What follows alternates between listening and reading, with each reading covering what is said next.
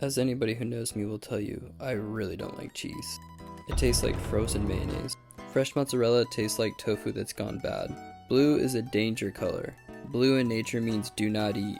We weren't meant to eat fungus or mold. There is no naturally occurring food that's blue. We certainly should not be eating blue cheese. Any food that can earnestly be described as stinky is not fit for human consumption.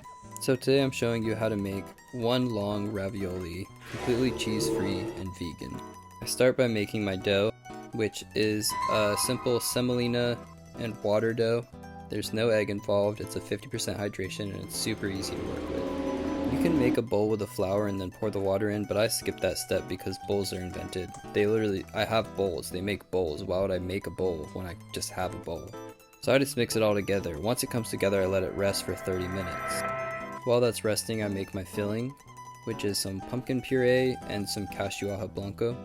In previous videos, I show how to make the ajo blanco, but essentially you soak cashews overnight and then blend them with garlic, vinegar, and olive oil. I added some nutritional yeast to get that cheesy flavor that I hate, as well as some oregano and thyme. And then I'm rolling out my dough. If you are like me and you don't have a rolling pin on hand, no worries, you can just use your giant bottle of fish sauce. I spoon the filling into the dough and then fold it shut. You want to leave plenty of room on every side so that you can make a seam to close the ravioli up. First I press it with my fingers, then I go through and repress it with a fork to make sure it's sealed up really nice. And then I just roll it into a big spiral.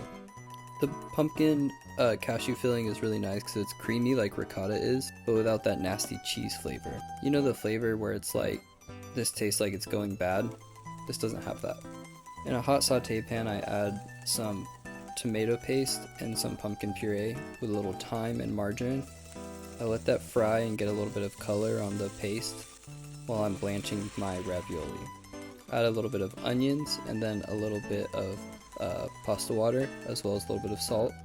And then I just finish heating the ravioli through in the sauce. It's pretty easy to tell that the pasta is done just by touching it, but it will start to float a little tiny bit. Because of the filling, it's not really going to float that much. Poured my velvety pumpkin tomato sauce over it and finished with some pistachio and some parsley. And there you go. I made one long vegan ravioli. Straight up, that tastes autumnal as hell.